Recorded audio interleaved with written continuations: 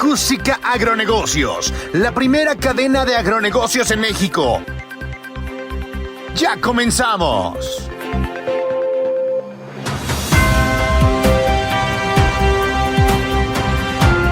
Muy buenos días, amigos de Acústica Agronegocios. Qué bueno que nos acompañan esta mañana. Muchas gracias por estar con nosotros, productoras y productores rurales de la República Mexicana. Recuerden ustedes que este programa es patrocinado por Mecatec, Mecanización Inteligente, que siempre tiene una propuesta interesante para pequeñas y medianos productores rurales de la República Mexicana que llevan a cabo su labor en pequeñas superficies. Les apreciamos que estén ustedes en contacto con nosotros a través de las frecuencias de Acústica Radio en el Valle de México, en Guadalajara, en Monterrey, en Yucatán, en Sinaloa, en Guerrero, en Veracruz, por mencionar algunos estados importantes. También a quienes nos ven a través de la cadena Albavisión en el sur-sureste de la República Mexicana, en algunos estados como por ejemplo Puebla, Tlaxcala, Oaxaca, Veracruz, Campeche, Yucatán, Quintana Roo, Chiapas y Tabasco. Un saludo muy afectuoso y a quienes se conectan a través de las redes sociales en la página de Acústica Noticias.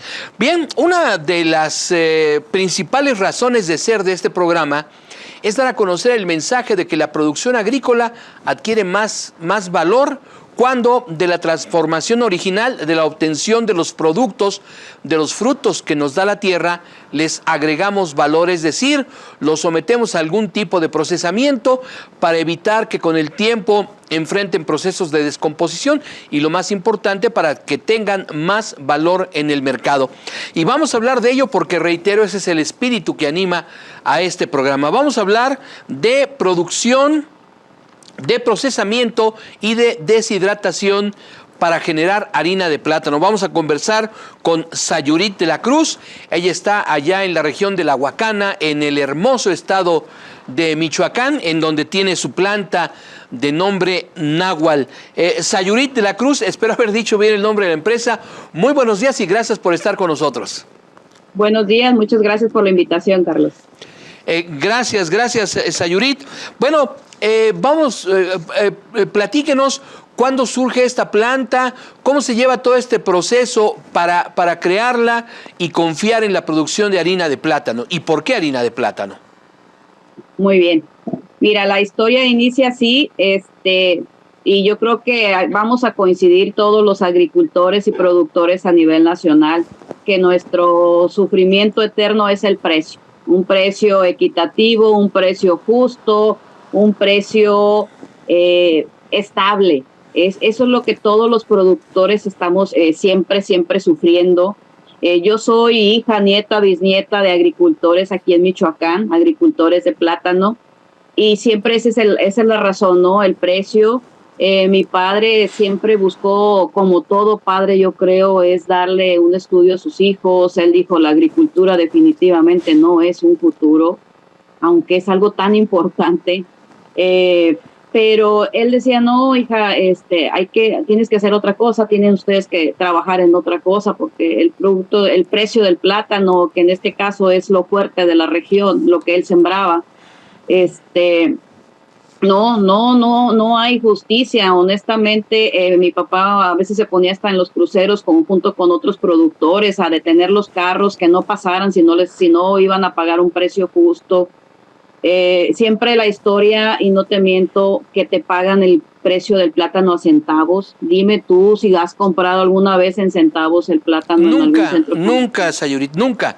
El plátano en el Valle de México, ahorita, el más baratito está como en 20 pesos. Y diga que le fue bien. Sin embargo, nunca vemos esos precios aquí. Nos queda claro que hay un precio de intermediario, pero sin embargo es una burla, es una falta de respeto al productor que se le quiera pagar a centavos. Y dime, Carlos, bueno, sí es José Carlos, Luis, ¿verdad? José Luis. Sí, José Luis, dime, no se preocupe. Si tú vas a una tienda y te gusta la papaya, el plátano, el mango, y le dices, oye, pues está bonito, si quieres, te lo pago a 5 pesos. Se burlan de mí, me dejan de atender y ni caso me hacen. Porque si no soy yo, les va a comprar otros. Y les va a pagar a 20, 22 pesos el kilo. de plátano. Exacto. El kilo. Ese mecanismo no se maneja. O sea, a nosotros sí nos lo ponen, a nosotros como productores llegan y te dicen, sí, está muy bien, pero si quieres te lo compro a tanto, a centavos, si quieres. Y si no, pues que se te echa a perder. Claro. Nosotros somos, y más cuando somos pequeños productores que no contamos con contratos de exportación, que no contamos con una planta para tener toda esa parte. Es una burla, es una falta de respeto al agricultor, y no estoy hablando del agricultor del platanero, estoy hablando de por todos los agricultores a nivel nacional, que te hagan eso, que ellos vengan y te pongan el precio cuando no saben lo que te costó producirlo. Esa es la raíz. Mi papá siempre decía, híjole, es que el precio es centavos, no sé qué hacer con la fruta. Se tiraba la fruta, claro, o definitivamente a veces se decidía tirarla, dejarla que se pudriera, cortar y limpiar y volver a pesar. Los tiempos de precios justos son 2-3 meses al año, cuando todo el año produces. Entonces, esos 2-3 meses pues te ayuda a solventar las deudas, nada más, justo a veces, para que puedas conseguir más préstamo y poder seguir trabajando. Mi papá en ese momento, él decía, nosotros estudiando, trabajando fuera, no metidos en la agricultura, hay que confesarlo, siempre me decía, no, es que más adelante, fíjate que quieren poner una harinera aquí de plátano y que con eso vamos a obtener nosotros un precio estable. Y siempre platicaba de que ojalá y estuviera una harinera de plátano aquí. Pues no, en unas vacaciones ahí en familia dijimos, bueno, papá, tú siempre estás esperando que se haga la harinera, pero pues nomás no llega, ¿por qué no la hacemos nosotros? Fue unas palabras que yo creo que Dios nos las puso, no sé, en ese rato mi hermano fue a la huerta, se trajo un racimo, no hicimos harina, hicimos arena, atole, una mezcla media rara, no teníamos idea de cómo hacer la harina de plátano, no teníamos idea de cómo deshidratarlo, lo metimos al horno de microondas, al tostador, al horno de la estufa, quemamos un par de licuadoras por ahí, ese fue el arranque. Lógicamente no fue exitoso, pero ese fue el arranque. De ahí pues nos rajamos en la insistencia de cómo deshidratar el plátano para poderlo pulverizar. Es una historia muy bonita porque agricultores sin nada, sin ningún peso para arrancar, pero con todas las ganas de hacer esa harina que nos pudiera dar esa facilidad de por lo pronto nuestra fruta y tener una premisa de que más adelante podamos apoyar a otros agricultores, darle más vida, darle más periodo de vida. Fuimos averiguando, fueron casi 3 meses en lograr esa parte de decir cómo lo deshidratamos, cómo lo hacemos. Yo les cuento, fue la harina del pueblo, un señor que vendía plátanos, papas fritas, que tenía una rebanadora, él nos ayudó a rebanar, nos prestaba su rebanadora, se le pagaba. Y luego lo deshidratábamos y ya que estaba deshidratado lo íbamos con el señor de los tamales para que nos ayudara con su molinito a moler el plátano deshidratado. Ya molido, pues hay que ir con el de la tienda o de la carnicería para que nos prestara la báscula a ver cuánto había salido. Era una harina bien paseada de todo el pueblo, pero muy bonito porque nadie se negó a contribuir, a apoyar esa iniciativa. Gracias a Dios, pues poco a poco fuimos, desconocíamos muchísimo el término de qué usos de la harina, quién la puede comprar, en qué mercado, era un desconocimiento total. Gracias a Dios ya hay acceso a mucha información, entonces pues es irte empapando poco a poco de a quién, dónde, a cuánto, y esa historia pues sí, ya marcó un camino de 7 años, hace 7 años arrancamos con esto. Hace 2 días, el martes, acabamos de inaugurar la planta, porque arrancamos en el patio de la casa de mis padres, ahí sin nada, ahí poco a poco con ollas de la casa y lo que se podía, ahí fuimos y ahí empezamos a trabajar y ahí duramos pues los 7 años. Qué interesante, desgraciadamente, sí. ¿vale? Digo que qué interesante historia, Sayurit, de veras que invita a la reflexión, invita a formular muchas preguntas. Lamentablemente el tiempo es corto, pero a ver, Sayurit, ya que lo tocó en la pasada intervención, ¿cómo vencer el problema del intermediarismo? ¿Qué es lo que hay que hacer para evitar que llegue el acaparador, el coyote o como se le nombre, para decir te doy 20 centavos por tu kilo de plátano si quieres, porque al rato te voy a dar 10? Así es. ¿Cómo le hacemos? Mira, esa es, yo creo que tenemos que hacer mucha fuerza, mucha unión los productores, porque los productores a nivel nacional somos importantes, aunque mucha gente tal vez no lo reconozca. Tenemos fuerza, somos los que llevamos el alimento. Yo creo que hay que hacer esa sinergia o esa unión de la mano con el gobierno para tener un respaldo fuerte que nos diga, ¿sabes qué? Aquí está el comprador directo, aquí estás tú, ¿cómo hacemos ese enlace? Porque sí ocupamos gente que apoya y sí sabemos al final de cuentas que también es importante el enlace, la comercialización, pero que sea justa, o sea, que sea justa para todos, que no gane solamente una persona o dos arriba del productor y el productor se quede rezagado como siempre, porque eso es algo que nosotros siempre como productores o como agricultores se pelean, ¿no?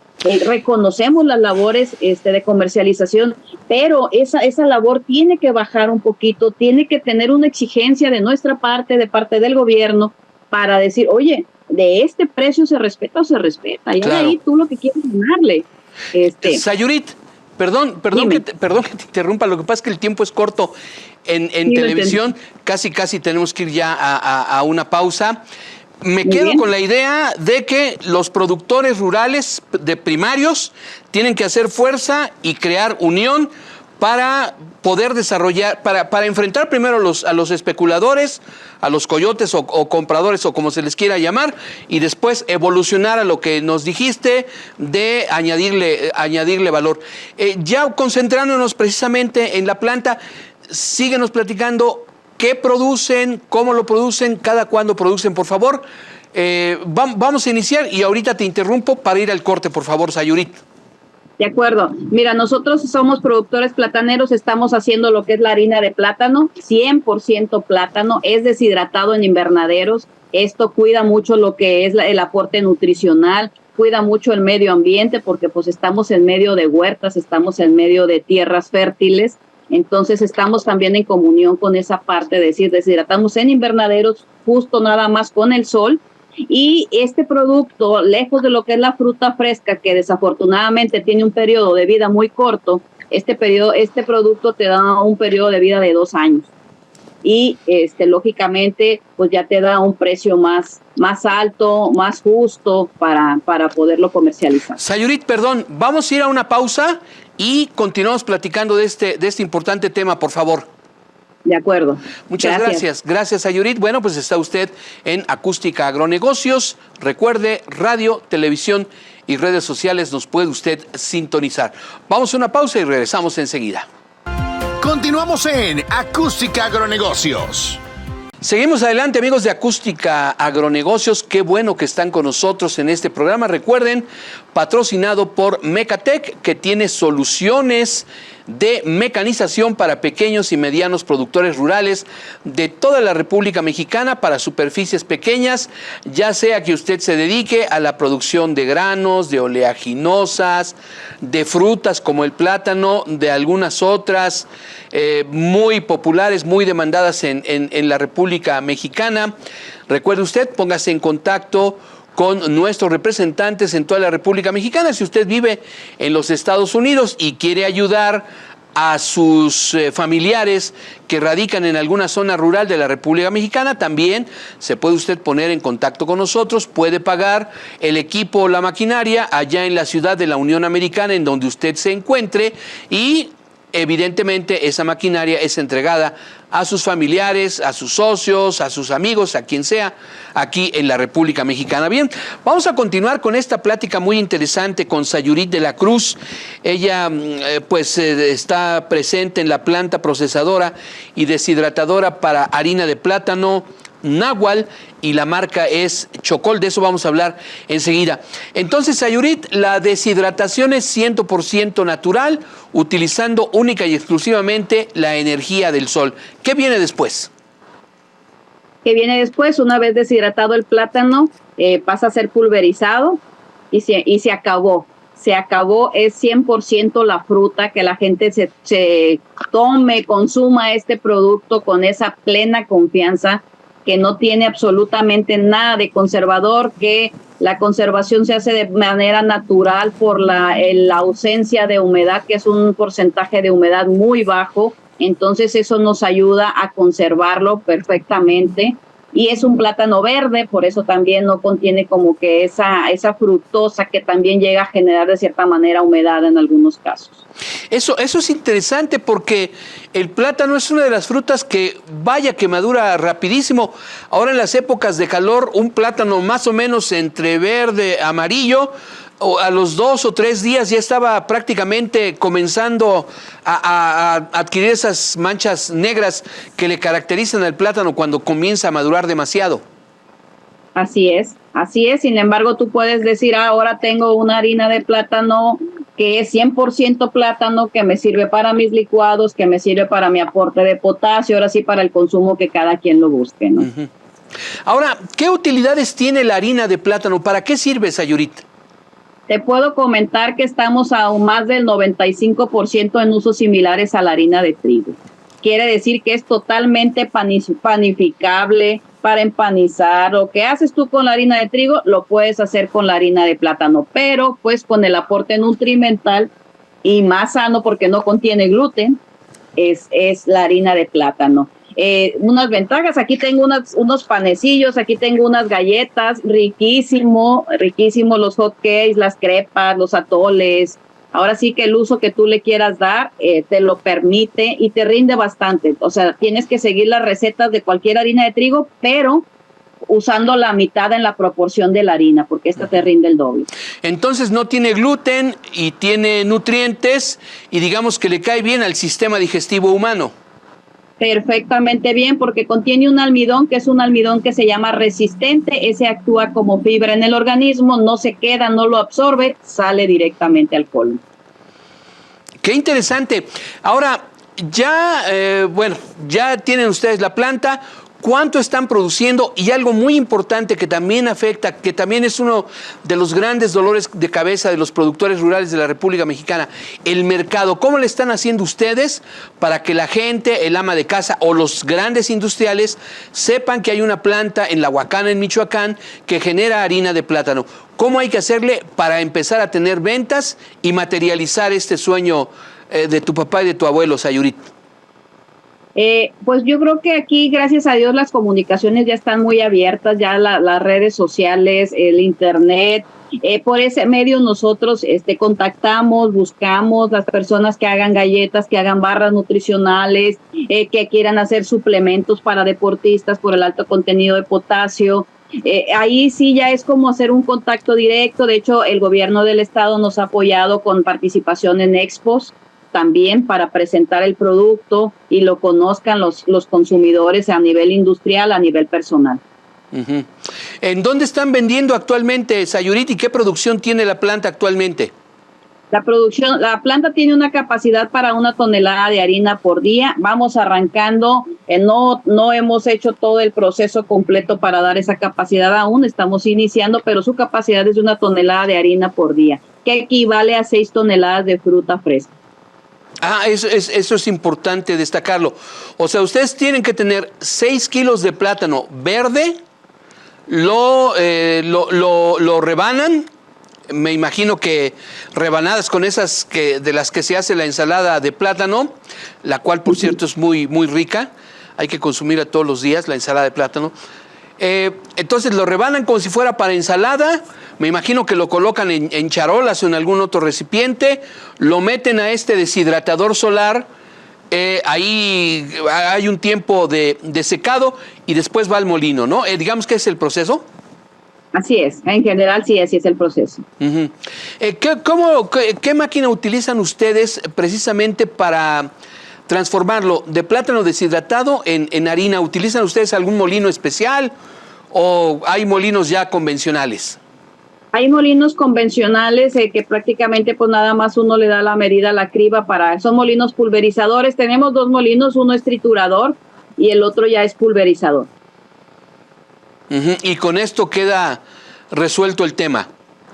Perfectamente, la consistencia de la harina es perfecta, es igual que una harina de trigo. No es grumoso.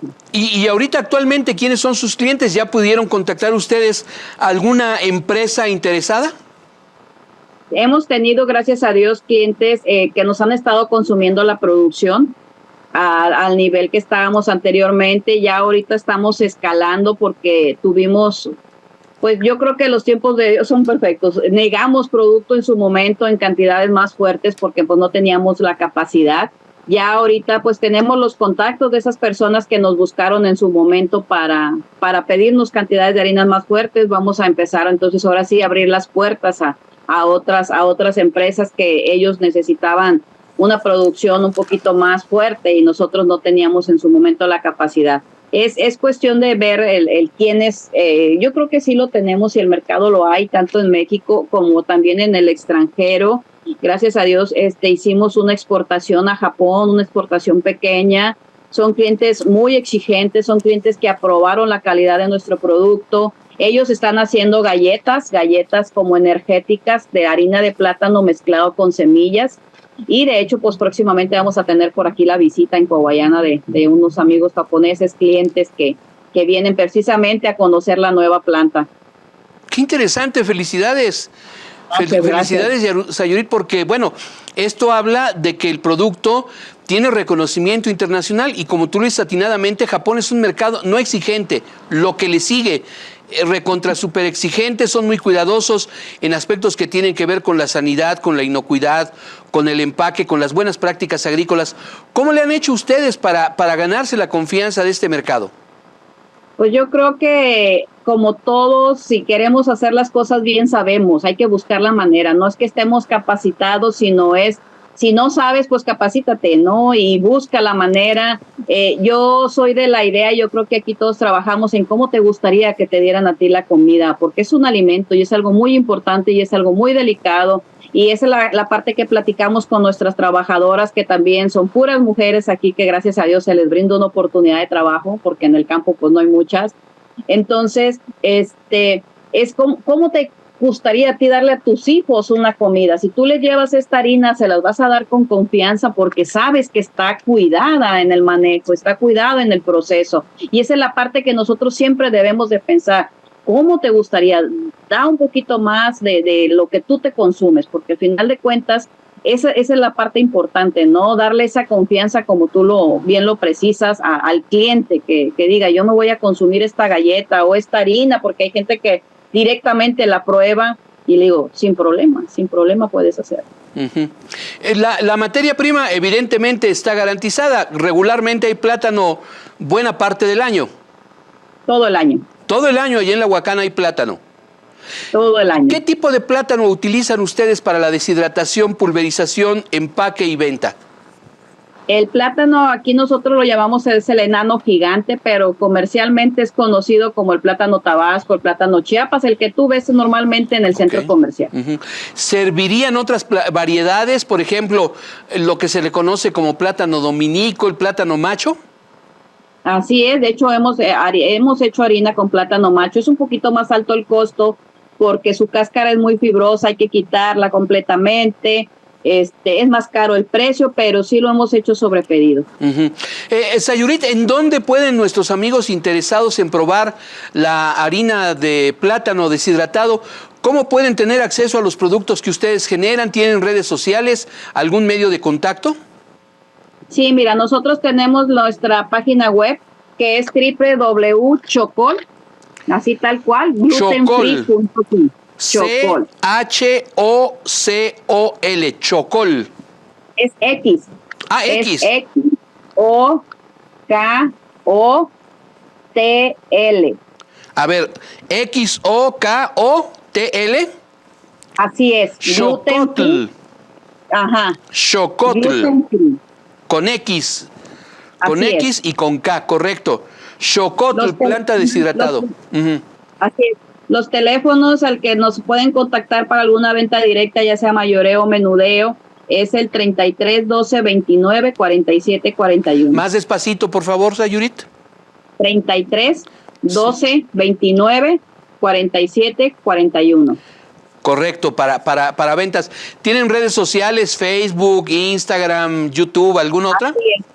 Sí, tenemos Facebook, nos pueden buscar como Chocol, Instagram también es Chocol, Instagram no, nada más, Sí, lo que es la página si web. yo pongo en el perdón, en el buscador plátano deshidratado, ¿me aparece Xocotl? Así es, tú puedes buscar en Google y gracias a Dios ya aparecemos como una opción. Correcto. Sayurit de la Cruz, muchas felicidades, muchas gracias por esta entrevista. Ojalá nuestros amigos no necesariamente se animen y digan, voy a producir harina de plátano.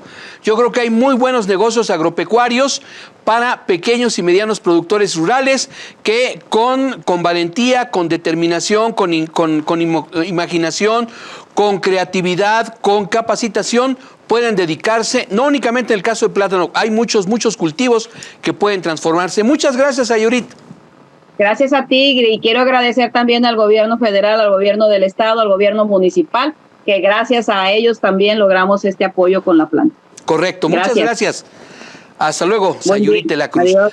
Vamos a una pausa Gracias. y continuamos con más.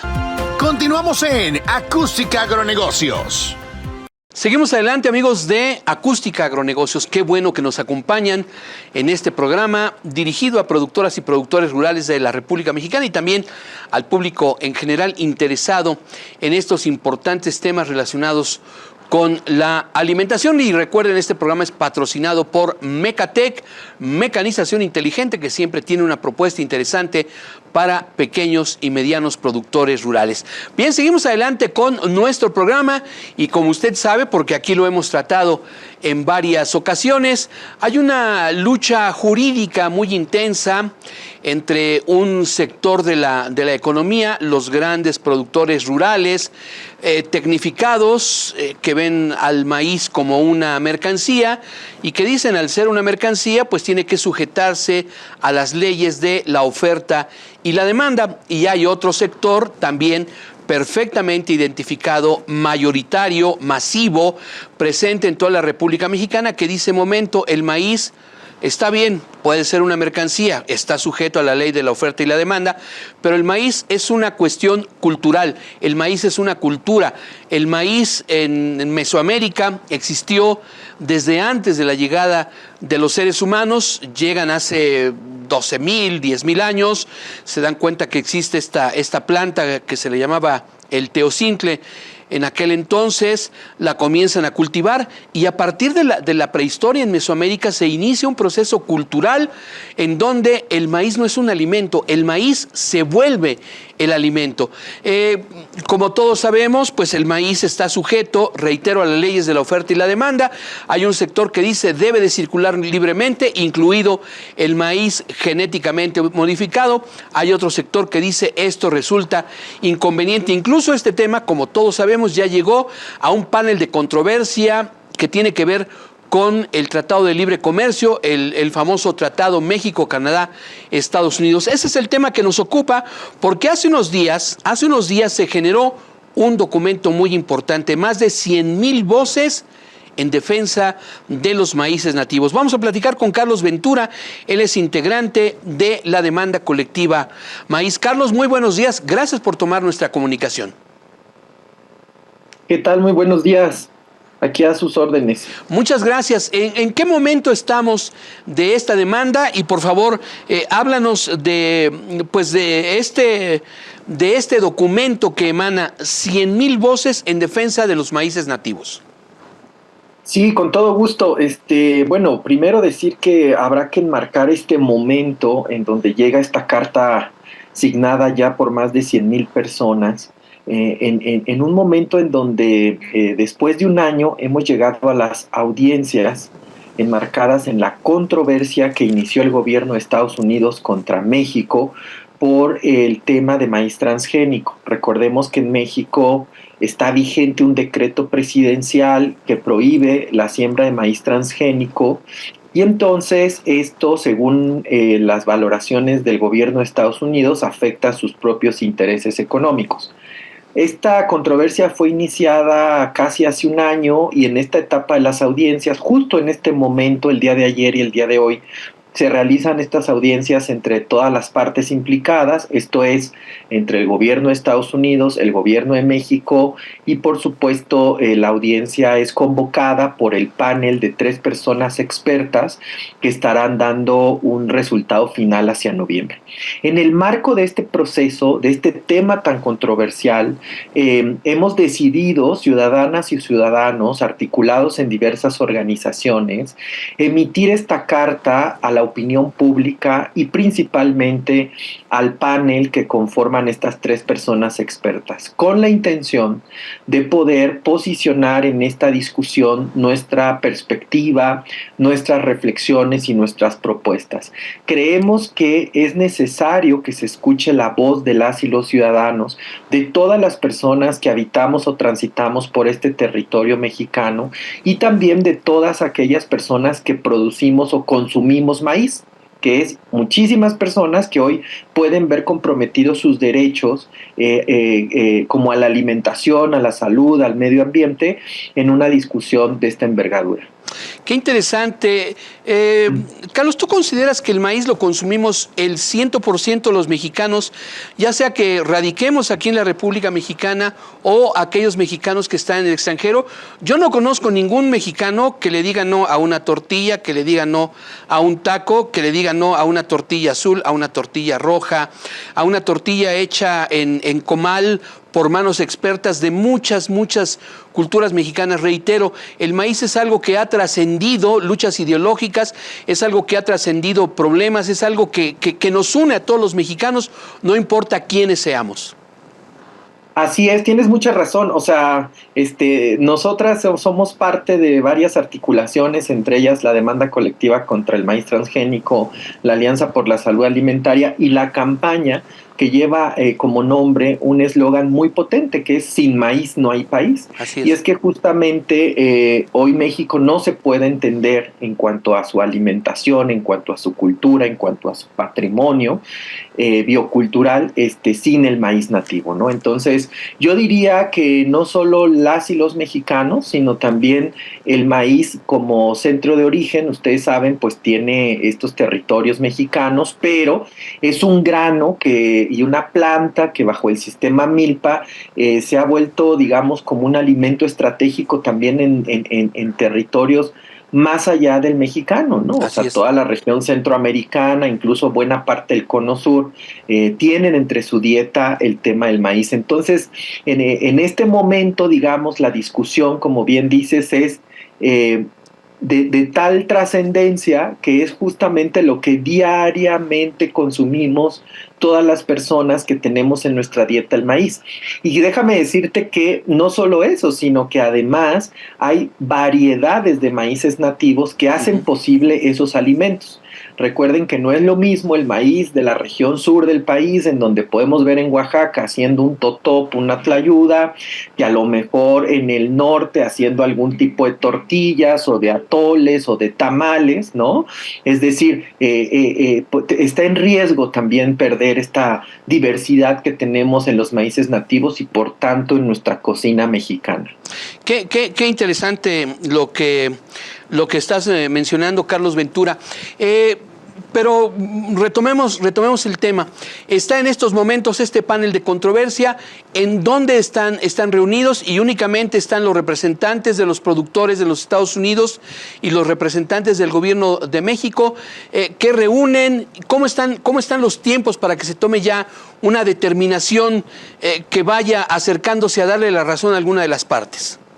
Mira, me gustaría contarle a toda tu audiencia que por desgracia, estos mecanismos de controversias o de resoluciones entre las partes que conforman un tratado de libre comercio, porque hay que decir que estamos enmarcados en este momento en una discusión de tipo comercial, pero nosotras creemos que no se puede ponderar únicamente criterios comerciales, tomando en cuenta lo que acabamos de mencionar, ¿no? Cuando están en juego derechos humanos, cuando están en juego patrimonios bioculturales, cuando está en juego el futuro de un país.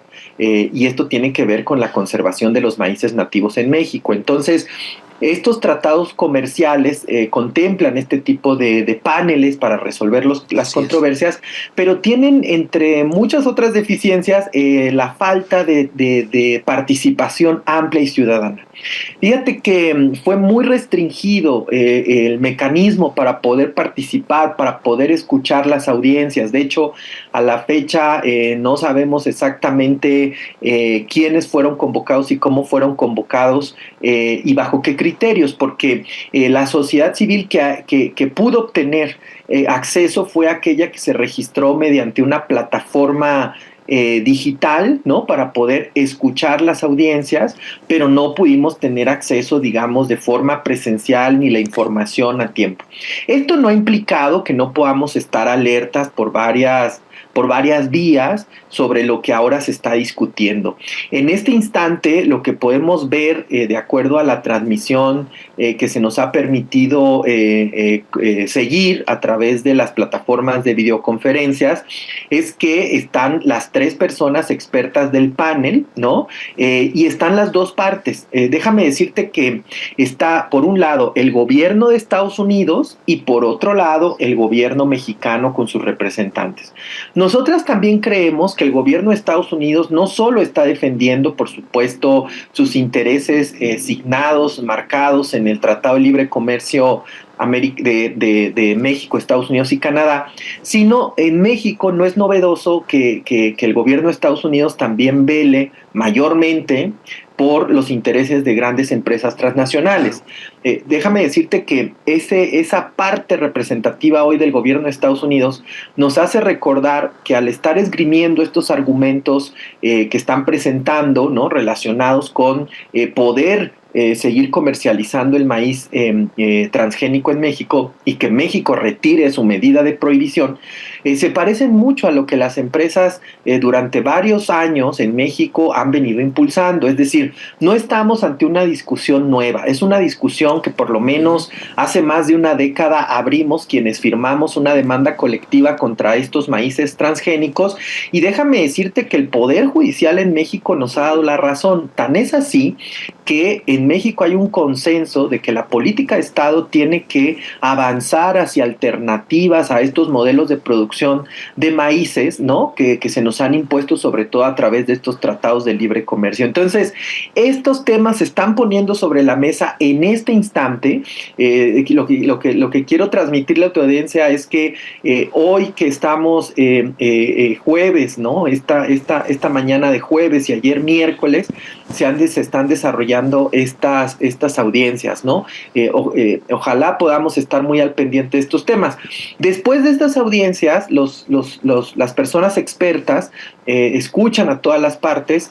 Llamamos a que escuchen también lo que nosotros estamos proponiendo y argumentando en nuestra carta pública, más de 100,000 personas, insisto, y hacia noviembre estaríamos conociendo el resultado final, que ojalá sea favorable para las milpas, para el maíz nativo en México. Interesante, Carlos, por estas precisiones. ¿Cuáles los principales argumentos de esta carta que se dirige a toda la sociedad mexicana, incluso a la sociedad internacional, firmada por más de 100,000 voces?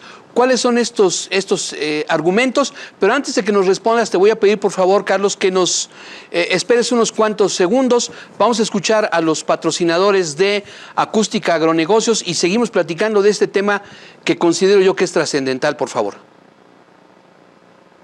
Nosotros vamos a una pausa y regresamos enseguida. Continuamos en Acústica Agronegocios.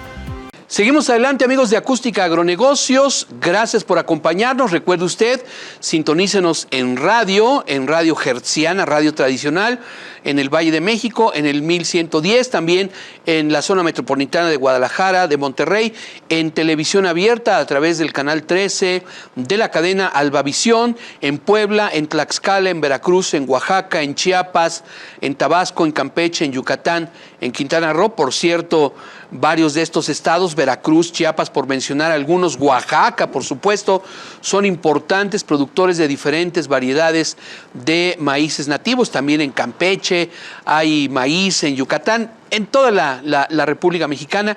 Un saludo a quienes nos ven, reitero, a través de Albavisión, y también sintonícenos a través de las redes sociales en la página de Facebook de Acústica Noticias. Ahí va a encontrar usted toda nuestra programación y todos los programas de esta serie de Acústica Agronegocios.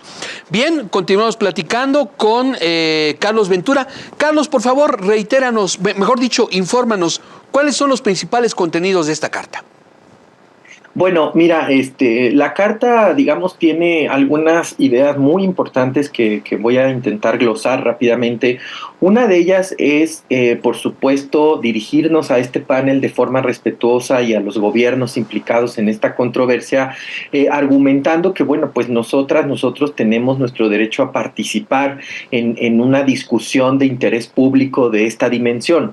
Y consideramos que una de las principales ideas, argumentos que queremos hacer llegar a la sociedad en general, ¿verdad? De quienes nos escuchen, pero a los panelistas, a la señora panelista y a los dos panelistas, relacionado con que efectivamente los maíces nativos hoy en México son una garantía para la buena alimentación en México, que nosotras consideramos que, dadas las condiciones que hemos venido documentando, la siembra de maíz transgénico eliminaría la posibilidad de conservar y aprovechar para alimentar a la población la diversidad que hay en los maíces, ¿no? Les hemos acercado información relacionada con otros criterios que no son únicamente económicos y que tienen que ver con las más de 59 razas que contamos entre maíces nativos hoy en México y que hacen posible que en México tengamos una autosuficiencia alimentaria. Es una falacia, algo que se ha dicho de parte del gobierno de Estados Unidos desde nuestra perspectiva, con que esta medida que prohíbe el maíz transgénico para consumo humano afecte sus importaciones, dado que los criterios que establecen las relaciones comerciales entre México y Estados Unidos es que el maíz que importa Estados Unidos no es para consumo humano, es para forraje y otros medios, ¿no? Nosotros consideramos que en lo que hace a la alimentación mexicana debe, y eso es lo que le estamos diciendo a los panelistas, preservarse la prohibición de este maíz transgénico para consumo humano. Y un elemento más. La discusión con Estados Unidos tiene que ver con que Estados Unidos, el gobierno de Estados Unidos sigue insistiendo en que México debe demostrar que efectivamente el maíz transgénico es dañino. Nosotras creemos que quien inició esta controversia, quien está oponiéndose a esta disposición del gobierno mexicano de prohibir el maíz transgénico es Estados Unidos. Luego entonces la carga de la prueba, le decimos al panel, tiene que estar en el gobierno de Estados Unidos. Es decir, Estados Unidos, para argumentar su postura relacionada con que México debe de retirar toda medida de prohibición al maíz transgénico, lo primero que tendría que demostrar es que efectivamente el maíz transgénico no daña la salud o pone en riesgo la biodiversidad en México. Es decir, como decimos en México, darle la vuelta a la tortilla, ¿verdad? Y lo segundo es que en toda esta discusión, de las cosas más importantes que hemos aprendido es que debe ponerse por delante el principio precautorio ante la incertidumbre de posibles daños o no daños a la salud y al medio ambiente. Tendría que el panel considerar, insisto, no solo criterios económicos, sino también criterios enmarcados en instrumentos de derechos humanos u otros instrumentos internacionales consensados relacionados al medio ambiente, que tiene que ver con el principio precautorio, que básicamente dice, frente a la incertidumbre, pues te limitas a poder incentivar alguna acción como es la siembra masiva de transgénicos, específicamente de maíces, en este caso en nuestros territorios. Carlos, esto está ocurriendo, estas discusiones están ocurriendo en estos 2 días. Después de estas audiencias, ¿qué viene? Ya la deliberación de este panel de expertos y sería hasta noviembre cuando se dé a conocer ya algún veredicto definitivo, o en este intervalo habría otras posibilidades de seguir argumentando a favor o en contra. Mira, después de estas audiencias, el panel ha establecido un calendario que pasa por efectivamente la elaboración de un primer informe que ya contendría, digamos, la definición de parte del panel, pero todavía hay entre ese primer informe la posibilidad de que ambas partes puedan argumentar, y será hasta noviembre, después de escuchar esto, que se dé a conocer por decirlo así, el veredicto final, ¿no? Yo quisiera decirte, aprovechando tu pregunta, ¿qué pasaría y cuál sería nuestra valoración en caso de perder este panel? En caso de ganar, que yo creo que lo vamos a ganar, estamos convencidas como sociedad civil, como organizaciones sociales, que la razón asiste, en este caso, al gobierno mexicano que nos representa, pero también los aportes de la sociedad en general, de las organizaciones, son suficientemente contundentes para ganar este panel. Sin embargo, en caso de que el panel se perdiera, nosotras creemos, como organizaciones y redes de sociedad civil, que será muy probable que haya sanciones económicas hacia el Estado mexicano. Nosotras creemos que es preferible asumir esas sanciones económicas, pero no retirar la prohibición de la siembra del maíz transgénico. Es necesario asumir, diría yo, estas sanciones económicas si fuera el caso, pero jamás comprometer el futuro de un país. Perdón que te interrumpa, Carlos. Me parece muy importante. Sin embargo, hasta donde se sabe, las sanciones no únicamente serían económicas, sino que otros sectores de la economía pudieran verse afectados con nuevos aranceles. Industria automotriz, que es la gran estrella de las exportaciones mexicanas, otros cultivos que tienen presencia importante en la Unión Americana, aguacate, tequila, mezcal, etcétera. Si se les imponen aranceles, estarían pagando justos por pecadores. ¿Esto cómo pudiera solucionarse, Carlos? Nosotros confiamos en que el Estado mexicano llegue a un acuerdo con México, pero sí dejar muy claro que tendríamos que ponderar, sin comprometer, como bien dices, a otros sectores productivos en México, pero llegar a un acuerdo tal con Estados Unidos, en caso del escenario, te digo, en caso del escenario de que no nos favorezca que esperemos que no ocurra, exacto. Sí. Esperemos que no ocurra, pero si llegara a ocurrir, creo que la batalla siguiente es ponerse de acuerdo en justamente asumir lo razonable en términos de una sanción económica, pero más allá de que esto funja como un efecto inhibitorio, que amenace la decisión o la postura del Estado mexicano, creemos que es muy importante hacer un llamado a la sociedad para estar atentos y ser sensibles, que lo que se compromete aquí no solo es la alimentación, el cuidado de la naturaleza de estas generaciones, sino de generaciones futuras. Es decir, estamos frente a un dilema histórico en donde lo que nosotras como organizaciones queremos transmitir es que se debe ponderar los derechos de las generaciones actuales y de las generaciones futuras, y no comprometer a México en un grano tan básico y estratégico como es el maíz, nuestras milpas y todo lo que tiene que ver con nuestra producción agrícola, sobre todo la parte que llega a las mesas de los hogares mexicanos. ¿Habría manera incluso de ponerse de acuerdo con las propias empresas generadoras de estas semillas genéticamente modificadas? ¿Ustedes perciben que estas empresas pudieran estar abiertas al diálogo? Tengo entendido que en los Estados Unidos también hay un movimiento muy importante de grandes productores de maíz en ese famoso Corn Belt, el cinturón del maíz. Estamos hablando de estados como Mississippi, Kansas, Illinois, toda esa gran cuenca del río Mississippi, que es la que verdaderamente, el río Mississippi es el gran benefactor para el maíz de los Estados Unidos. Es un río tan inmenso, tan amplio, que permite regar millones y millones de hectáreas. Tengo entendido que ya hay productores rurales interesados en que su maíz no sea genéticamente modificado. ¿Habría manera de llegar a un entendimiento con esa parte? A ver, yo creo que esto que comentas es muy importante. Cuando hablamos del panel de controversia, yo me refería a que está el gobierno de Estados Unidos defendiendo los intereses de estas grandes empresas agroindustriales, ¿verdad? Estas grandes empresas de lo que por años se ha venido imponiendo como el paquete biotecnológico.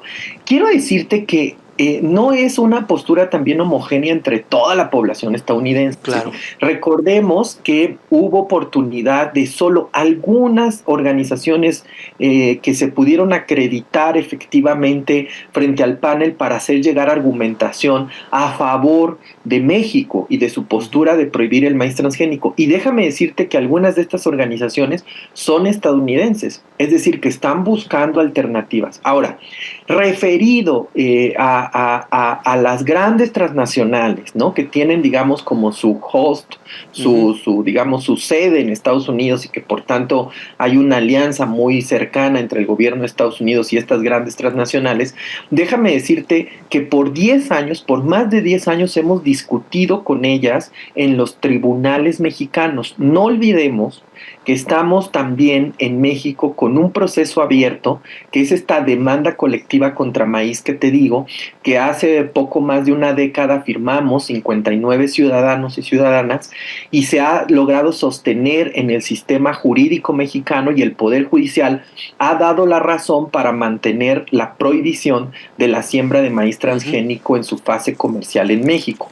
Y esto es muy interesante porque déjame decirte que no ha sido en ningún momento tersa la relación con estas empresas. No ha sido muy tensa, muy difícil, muy compleja, muy poca, digamos, apertura de su parte para escuchar los argumentos de fondo que estamos presentando. Entonces, nosotras, digamos, hacemos votos de que ahora este nuevo episodio, enmarcado en el TEMEC, efectivamente siga confirmando que sin maíz no hay país y que México requiere transitar hacia otros modelos de producción agrícola. Perdón por la interrupción. Llegamos a la parte final de esta entrevista.